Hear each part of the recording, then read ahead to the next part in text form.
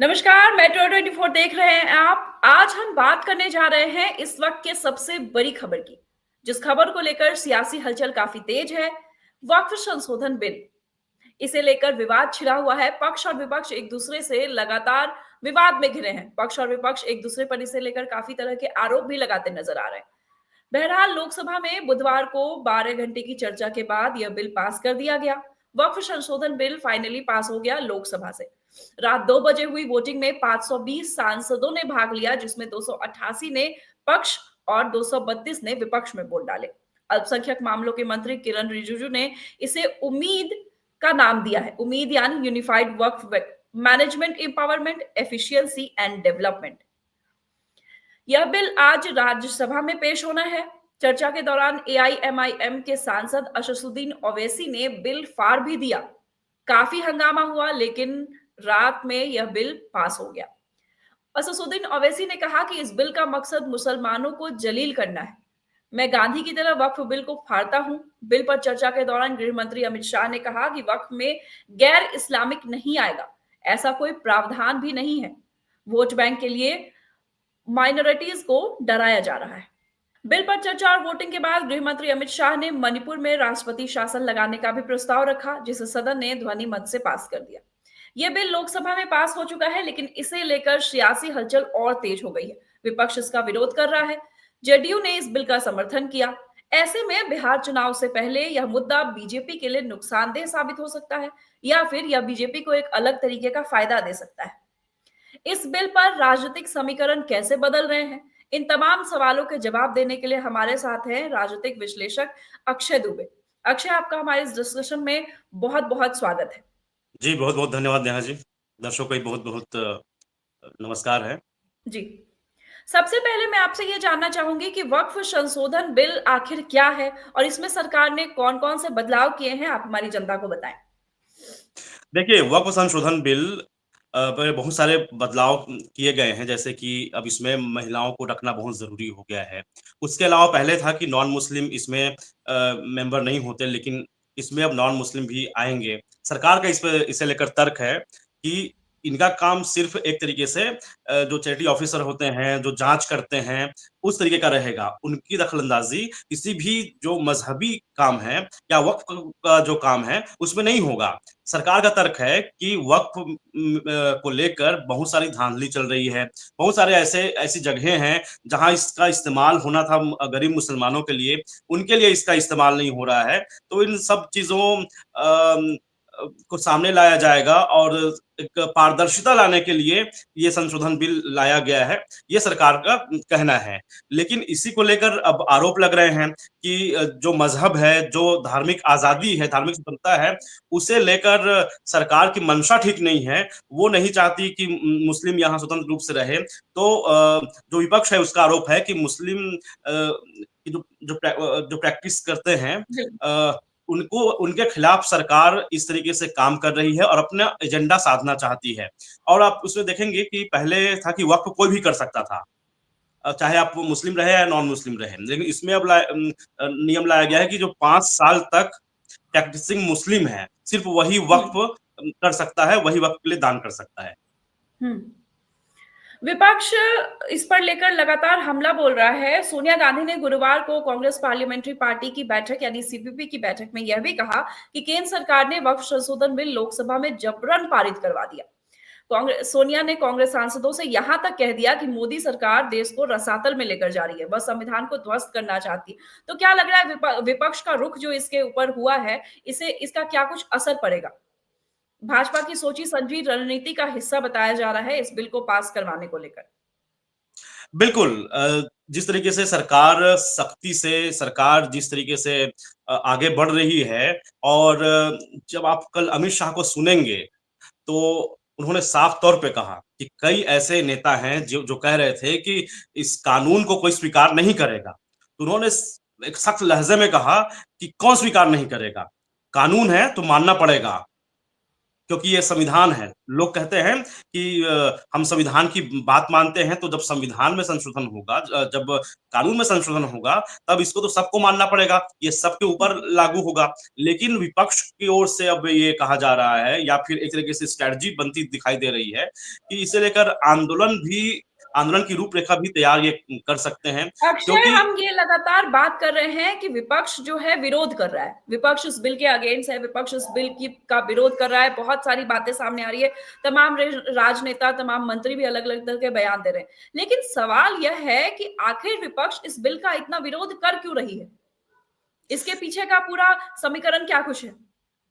देखिए, इसमें 2-3 बातें महत्वपूर्ण हैं। एक तो है कि जो आम तौर पर विपक्ष की एक भूमिका होती है कि उनको एक विरोध करना होता है। तो ये भी बहुत लोग मान के चल रहे हैं कि सिर्फ़ ये विरोध करने के लिए विरोध कर रहे हैं।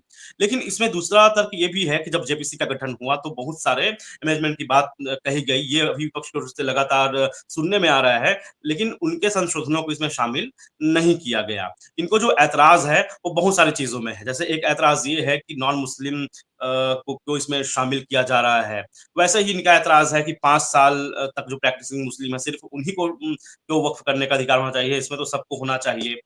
इसके अलावा इनका कहना है कि जो वक्फ जैसे जो मामलात हैं, उस पर सरकार को दखल नहीं देना चाहिए, और इसको जिस तरीके से ये चलते आ रहा है, वैसे ही चलने देना चाहिए। हालाँकि बीजेपी की ओर से लगातार ये कहा जा रहा है, या इंडिया की ओर से लगातार कहा जा रहा है कि वक्फ को लेकर तो सरकार ही नियम कानून बनाई है, जो यूपीए की सरकार थी, और ये चाहते भी थे संशोधन, लेकिन बाद में ये संशोधन नहीं कर पाए।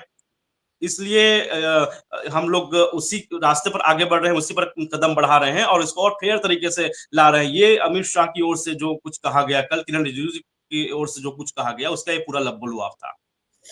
अक्षय, ये हम जान रहे हैं कि अभी सरकार इस बिल को लेकर आई है। पहले पिछले विगत 2 वर्षों से हम इसकी चर्चा सुन रहे हैं। कई बार संशोधनों की भी बात हुई, लेकिन अभी बीजेपी के इस बिल को लाने के पीछे का क्या कुछ कारण रहा है, जो अभी ही इस बिल को लाया गया? देखिए, इसके आर्थिक, सामाजिक, राजनीतिक तीनों कारण हैं। अब अगर हम देखें अगर इसके राजनीतिक कारण, तो एक साफ तौर पे है कि एक मैसेज देना है हिंदुओं को भी कि हाँ, हम यहाँ तो चाहे वो मुस्लिम हो, चाहे वो अन्य अल्पसंख्यक हो, या जो भी हो, उनको हम एक कानून के दायरे में लाना चाहते हैं। मतलब जिस तरीके से समान नागरिक संहिता की बात चल रही है, उसी ओर ये लगभग एक कदम सा है। उसमें ये दिखाना भी है, जनता को संदेश देना है। लेकिन साथ ही साथ ये कहते हैं कि हम जो मुसलमान महिलाएँ हैं, उनकी तरक्की चाहते हैं। रविशंकर प्रसाद को अगर आपने कल सुना होगा, तो उन्होंने साफ तौर पे कहा कि हम तो महिलाओं की तरक्की के लिए ये बिल ला रहे हैं, क्योंकि पहले उनको कोई नियम नहीं था, लेकिन अब नियम ये है कि इसमें जो वक्फ बोर्ड रहेगा, उसमें 2 महिलाओं का होना ज़रूरी है, और इसमें भी सुन्नी, शिया अलग-अलग नहीं होंगे, इसमें सारे होंगे। पसमानदा मुसलमान हैं, इनको भी हम लाएँगे। वोहरा मुसलमान हैं, उनको भी इसमें शामिल करेंगे। तो ये एक तरीके से इंक्लूसिव है, बिल है, जिसमें सब लोग बिल्कुल। शामिल हैं। एक तो हुई ये बात, राजनीतिक बात। अब देखते हैं इसके आर्थिक कारण। सरकार का कहना है कि यहाँ अरबों रुपए की ज़मीनें वक़्फ़ के नाम हैं। लेकिन जब सच्चर कमेटी की रिपोर्ट देखते हैं, या फिर वो जो मुसलमानों की हालत देखते हैं, वो दयनीय क्यों है? क्यों, मतलब उसमें जो कमाई होनी चाहिए, जो इनकम होना चाहिए, या जो कुछ वक़्फ़ की संपत्ति है, उसका मुसलमानों के शिक्षा, दीक्षा, स्वास्थ्य, रोज़गार में होना चाहिए उसका उपयोग, वो क्यों नहीं हो पा रहा है? और तीसरे जो सबसे महत्वपूर्ण बात है, वो है इसके सामाजिक कारण, कि जो सरकार दिखाना चाह रही है कि जो मुसलमान हैं, उसमें शिया सुन्नी सब जो अलग-अलग हैं, उनको हम अलग-अलग नहीं, अब सबको साथ लेकर चलेंगे। तो एक तो है कि इनका नारा हमेशा से रहा है, सबका साथ सबका विकास, ये भी दिखाना है। राजनीतिक कारण बिल्कुल। में आप ने देख लिया कि आगे चुनाव भी है, तो चुनाव में भी ये मैसेज बिहार देना में है। अभी चुनाव है। अभी हम बात कर रहे हैं, हम लगातार इस मुद्दे पर बात करते आए हैं कि बिहार में आने वाले कुछ ही महीनों में विधानसभा के चुनाव होने हैं। तो आपको क्या लगता है कि इस बिल का क्या कुछ असर बिहार चुनाव में देखने को मिलेगा? देखिए, बिहार में सबसे ज़्यादा जो संख्या है, वो पसमानदा मुसलमानों की है, और इसको लेकर बीजेपी बहुत लंबे समय से लगी हुई है कि ताकि वो उनका एक वोट बैंक बन जाए। उत्तर प्रदेश में भी काफ़ी कुछ बीजेपी की ओर से किया गया। सौगातें मोदी भी जो कुछ दिया गया, वो भी इसी का एक हिस्सा था। हालाँकि जनता के बीच में क्या कुछ होगा वो समय बताएगा, लेकिन वर्तमान में जो सरकार है उसका मानना यही है कि हम ये बिल लाकर एक मैसेज उन्होंने दे ही दिया है कि जो पिछड़े तबके के जो मुसलमान हैं उनको भी इसमें शामिल किया गया है। और बहुत सारे मुसलमान तो इस बात को लेकर भी खुश हैं कि उनको वक़्फ़ की जो संपत्ति है उसमें उनका कोई फ़ायदा होता नहीं था। लेकिन बहुत सारे मुसलमान इस वजह से भी नाराज़ हैं, जैसे कि कल एक सांसद थीं, उनका कहना था कि बहुत सारे ऐसे गरीब लोग हैं, जो वक़्फ़ की संपत्ति पर रह रहे हैं। मतलब निवास कर रहे हैं अभी भी 100 साल से, 200 साल से, तो उनको एक छीनने का डर सता रहा है। तो सरकार को कम से कम कुछ इसमें और नियम कानून लाना चाहिए था, ताकि अगर किसी का कोई लंबे समय से कहीं रह रहा है, कोई गरीब है, तो उनका भी हक ना मारा जाए।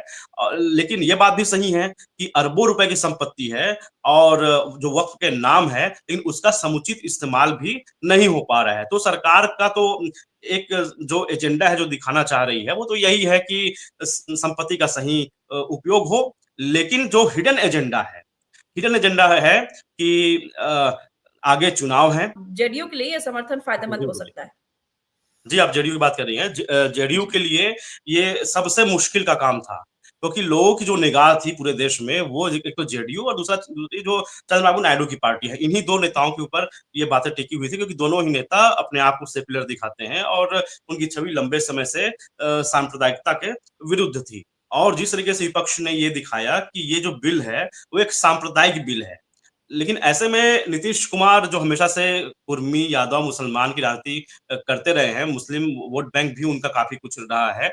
उनके लिए ये बहुत ही मुश्किल वक़्त हो गया था, क्योंकि अगर वो कहते हैं ना कि ना थूकते बनता, ना निगलते बनता, वही स्थिति इनके लिए थी। अगर नहीं करते तब बीजेपी वाले नाराज़ होते, और हाँ करते हैं, तो हो सकता है कि जो मुसलमान हैं, वो इनके खिलाफ चले जाएँ। लेकिन अंतिम में जेडीयू ने ये निर्णय लिया कि वो इस बिल के साथ हैं, और वो लंबे समय से कह रहे थे कि हम पहले बिल को पढ़ना चाहते हैं, संशोधन को देखना चाहते हैं, उसके बाद ही कुछ कर पाएँगे, लेकिन कल उन्होंने वोटिंग की है। अब आने वाले चुनाव में जनता क्या कुछ करती है जेडीयू के लिए, ये देखने वाली बात होगी। जी, अक्सर ये बिहार चुनाव की हम अगर बात कर रहे हैं, हमने जेडीयू की बातचीत की, जेडीयू के बारे में जाना, क्या बीजेपी के लिए भी यह मुद्दा उल्टा पड़ सकता है? बिल्कुल, ये बीजेपी तो काफ़ी ख़ैर सोच समझ कर ये काम की होगी, क्योंकि आप देखे होंगे कि बीजेपी जिस तरीके से एजेंडा बनाती है, और जो जिस तरीके से माइक्रो मैनेजमेंट करती है, वो काफ़ी सीखने वाली बात है, जो अन्य पार्टियाँ हैं, उनको भी ये सीखना चाहिए। तो मुझे नहीं लगता कि बीजेपी को बहुत ज़्यादा इससे नुकसान होने वाला है, क्योंकि उनकी जो निगाह है, वो साफ़ तौर पे जो पसमानदा मुसलमान हैं, उनकी ओर है। जो महिला मुस्लिम हैं, उनकी ओर है, और सबसे बड़ा जो वोट बैंक है, वो है बहुसंख्यकों का वोट बैंक, हिंदुओं का वोट बैंक, उस ओर है। तो इन्होंने तो सबको संदेश दे दिया है, जो बहुसंख्यक हिंदू हैं, उनको संदेश दे दिया कि हम तो यहाँ एक कॉमन सिविल कोड की ओर कदम बढ़ा रहे हैं। महिलाओं को संकेत दे दिया कि हम तो आपके साथ हैं, चाहे वो 3 तलाक का मसला हो, चाहे फिर इस वक्फ बोर्ड में महिलाओं की नुमाइंदगी हो। और पसमानदा मुसलमान, जैसे जो पिछड़े मुसलमान हैं, उनको भी संदेश दे दिया है कि हम आपके साथ हैं। बिल्कुल। अक्षय, इस पूरी जानकारी हमारे में शामिल होने के लिए आपका बहुत शुक्रिया। इस पूरी जानकारी को हमारे दर्शकों तक पहुँचाने के लिए आपका बहुत-बहुत शुक्रिया। जी, धन्यवाद। कुल मिलाकर इस बिल पर आने वाले दिनों में राजनीति और गर्माने वाली है। यह बिल आज राज्यसभा में पेश होना है। 1 बजे से राज्यसभा की कार्रवाई शुरू होगी। बिहार चुनाव में इसका क्या कुछ असर होता है, कितना असर होता है, कितना उलट असर पड़ता है, ये तो देखने वाली बात होगी। यह देखना काफी दिलचस्प होगा कि आने वाले बिहार चुनाव में मुस्लिम समुदाय इसे किस तरीके से लेता है और किसके समर्थन में जाता है। आपका इस वीडियो पर क्या कुछ कहना है? वक्फ अमेंडमेंट बिल का क्या कुछ असर होगा? आपको क्या लगता है? अपनी राय हमें कमेंट में जरूर बताइए। वीडियो को लाइक करें, शेयर करें और हमारे चैनल को सब्सक्राइब करें। देखते रहे द मेट्रो 24।